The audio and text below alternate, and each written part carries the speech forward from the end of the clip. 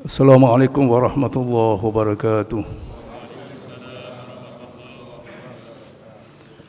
A'udzu billahi minasyaitonir rajim. Bismillahirrahmanirrahim. Alhamdulillahi rabbil alamin. Alladzi kataba alaina siyama Ramadan. Wassalatu wassalamu ala asyrafil anbiya'il mursalin. Sayyidina Maulana Muhammadin wa ala alihi wa ashabihi ajma'in, amma ba'da. Qala Allah Ta'ala fi kitabihil karim, a'udzu billahi minasyaitonir rajim. Wasari'u ila maghfiratin min rabbikum wa jannatin 'arduha as-samawati wal ard u'iddat lil muttaqin. Bapak-bapak, ibu-ibu jamaah salat tarawih yang berbahagia, sudah lebih 20 hari kita bersama dengan ibadah di bulan Ramadan ini. Siang hari berpuasa, malam hari salat tarawih, tadarus Al-Quran, serta zikir-zikir lain yang sudah kita lakukan selama ini. Mudah-mudahan diterima Allah SWT, serta doa-doa kita mudah-mudahan dikabulkan Allah SWT.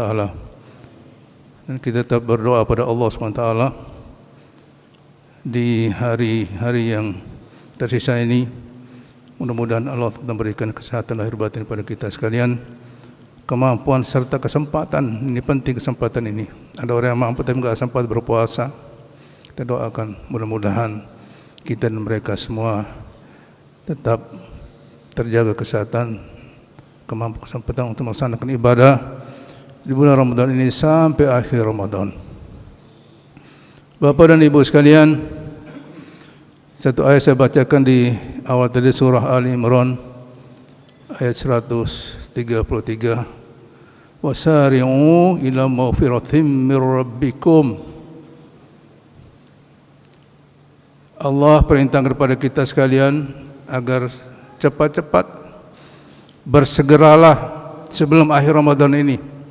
Sebetulnya ayat ini dari awal Ramadan disampaikan, bagus setiap hari kita lakukan, tapi enggak apa-apalah, masih ada waktu sebelum akhir Ramadan ini. Cepat-cepatlah.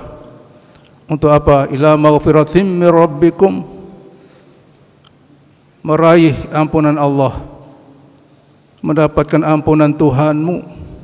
Bahkan tidak itu saja, wa jannatin, dan meraih surga Allah SWT. Di bulan Ramadan ini kata Nabi, futihat abwabul jannah, pintu surga terbuka lebar bagi kita semua. Bukan kita yang masuk, tapi amal kita sudah mudah-mudahan diterima Allah.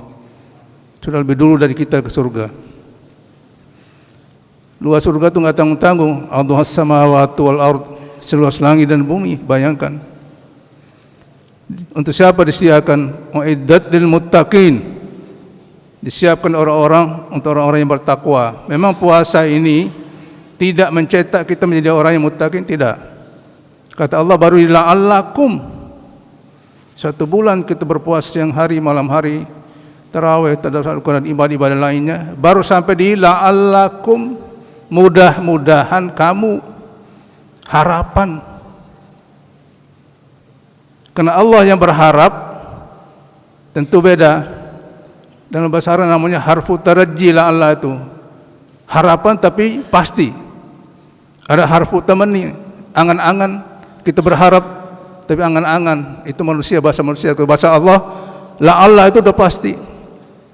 Mudah-mudahan kamu menjadi orang yang terus bertakwa. Setelah Ramadan kita ditempa selama 1 bulan. Setelah Ramadan kita harus melanjutkan apa yang telah kita lakukan di bulan Ramadan ini terutama, dan juga ibadah-ibadah lain yang belum kita lakukan. Jadi takwa itu enggak ada hentinya terus. Karena itu perintah pada orang beriman, ya ayyuhalladzina amanu taqullah. Kalau ingin menjadi muslim yang kafah, menjadi seorang muslim, harus bertakwa benar-benar pada Allah. Jadi takwa ini rutin, enggak ada henti-hentinya. Maka Allah berharap mudah-mudahan 1 bulan kita ditempa di Ramadan ini, setelah Ramadan lanjutkan perjuangan kita. Kemudian apa resepnya? Banyak, 3 aja saya sampai kepada malam ini di ayat selanjutnya. alladzina yunfiquna fis syarra' wad dharra. Untuk mendapatkan resep ampun dari Allah, untuk mendapatkan ampunan Allah dan surganya Allah, pertama yunfiquna fis syarra' wad dharra, berinfak baik di kala lapang maupun susah, maupun sempit, susah maupun senang. Enggak boleh waktu senang saja kita berinfak. Saya perkecil makna infak ini sedekah. Bersedekahlah baik di kala kita punya maupun enggak punya, sedikit ataupun banyak ataupun sedikit. Infak ini sedekah ini ada dua. Ada jariyah, ada fardiyah. Jariyah itu terus mengalir sampai kita sudah berada di alam barzakh, alam kubur. Tapi dengan jariyah kita, apa yang kita keluarkan untuk kepentingan pertama agama untuk secara umum, yang kedua untuk kepentingan masyarakat sosial, selama digunakan orang, jariyah itu tetap mengalir pahalanya pada kita walaupun kita sudah sekian lama di alam barzakh. Itu sedekah jariyah. Yang kedua sedekah fardiyah. Fardiyah yang terbatas, paling lama 40 hari. Kita konsumsi apa yang tadi dihidangkan di depan itu. Bagi orang yang menyediakan buka puasa bagi kita, yang telah kita makan tadi, satu butir korma saja. Saripati korma itu berada dalam darah kita selama 40 hari. Bertahan. Maka selama itu pahala terus mengalir pada kita. Setelah 40 hari ke atas, enggak ada lagi putus. Demikian juga hal-hal yang kita konsumsi barang haram, narkoba, miras, dalam bahasa Al-Qur'annya khamar. Itu racunnya itu ada dalam darah kita selama 40 hari juga. Maka kata Nabi, "Faman syariba khamr", orang yang minum khamar, miras, bahasa ente itu moke. Itulah tuqbalu salatuhum arba'ina yauman. Salatnya enggak diterima 40 hari. Bukan Allah yang nolak, tapi kena ada racun dalam darah kita. Tertolak salat kita. Demikian juga sebaliknya. Mafhum mukhalafah, pengertian terbalik, berarti apa yang kita makan yang baik, saripatinya bertahan dalam darah 40 hari. Itulah sedekah fardiyah.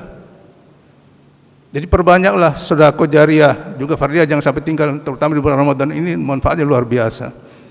Bahkan tidak hanya 40 hari, karena Ramadan ini diperpanjang oleh Allah Subhanahu wa taala, mudah-mudahan.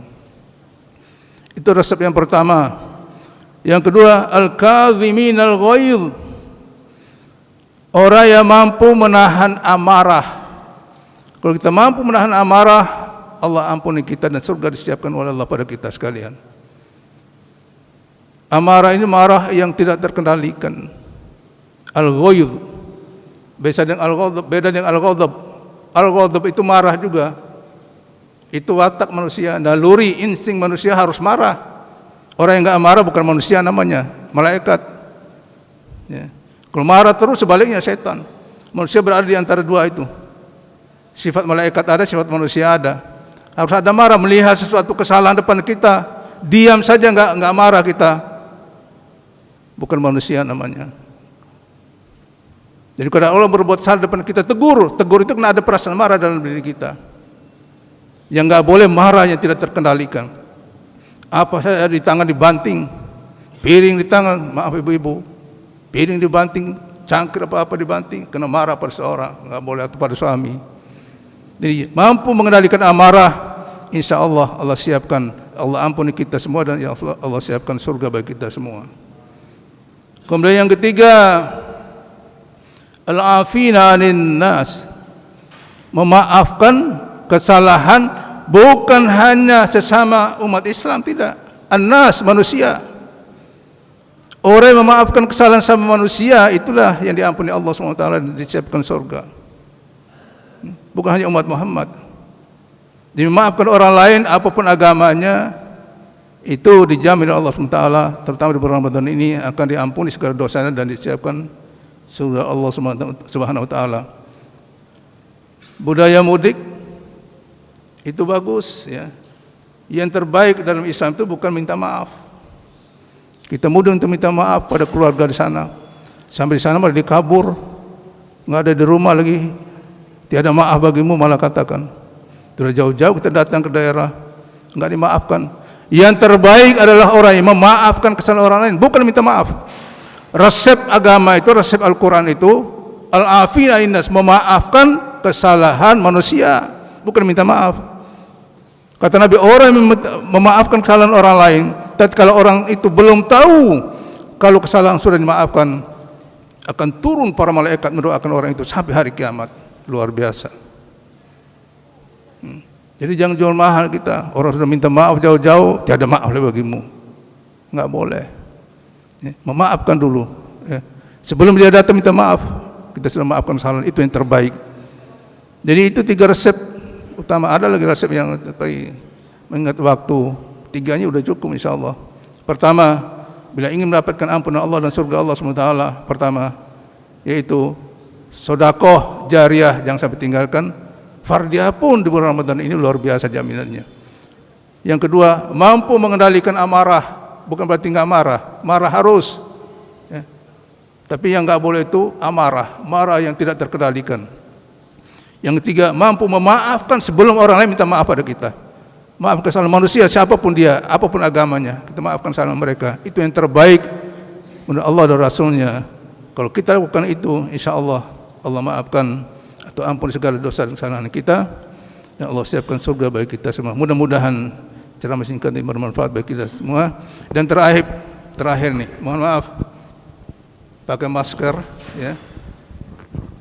Nabi itu melarang tatkala kita gunakan masker di saat sholat mulut ditutup. Kata Nabi, naha Rasulullah sallallahu alaihi wasallam ayyuwattiyar rajulu. Nabi sallallahu alaihi wasallam melarang seorang, ini rajul itu laki-laki, bukan berarti laki-laki saja, semuanya jadi bagi laki-laki, ayyuwattiyar rajulu, seorang yang menutup apa? Fahu itu bibir. Menutup bibirnya kapan? Fi salat, tatkala salat, pada saat salat. Di saat salat saja bibir dibuka. Ketika habis salat, habis salam, naik lagi enggak apa-apa. Saat salat saja. Kenapa? Di 7 anggota badan kita ini yang wajib sujud, anggota sujud kita ada 7. Wajah, 2 tangan, 2 telapak tangan, kemudian 2 lutut, yang terakhir penting nih 2 apa nih? Coba. Jari, ibu jari. Telapak jari kaki, bukan punggung jari kaki, telapaknya. Ini saya suka salah, ini orang sujud telapak apa kaki ditekuk, nggak sah. Telapak jari kaki, 1 terwakil udah cukup, syukur-syukur semuanya. Dari 7 anggota sujud ini ada yang wajib ditutupi. Yang wajib ditutupi apa? Kalau ibu-ibu sudah, bapak-bapak ini. Ada 7 anggota sujud bagi bapak-bapak ini yang wajib ditutupi 2. Apa itu? Lutut. Karena berkaitan dengan aurat, batas aurat laki-laki dari pusat sampai lutut, maka lutut wajib ditutupi. Itu 2. Ada yang wajib dibuka. Apa? Wajah, termasuk bibir. Bibir saja dilarang, apalagi ini enggak boleh sholat pecinya seperti ini, jidatnya enggak kena. Harus wajah sampai sini. Makanya Nabi bilang ini juga dibuka. Bibir yang ditutup saat sholat saja untuk bibir. Turunkan maskernya. Ada yang boleh dibuka, boleh ditutup. Ada 4 itu. Ini boleh pakai kaos tangan, bapak-bapak. Ada yang pakai kaos tangan, silakan aja boleh. Karena boleh. Ada yang 2 lagi bawah, yaitu kaki boleh pakai kaos kaki. Bahkan sepatu juga boleh. Namanya stiwal. Sepatu yang menutupi mata kaki, ya di pertengahan betis lah. Boleh sholat pakai, asal sepatunya itu sepatu yang suci. Orang di padang pasir mungkin boleh. Kalau kita sini udah injak macam-macam, bawa masuk masjid nggak boleh.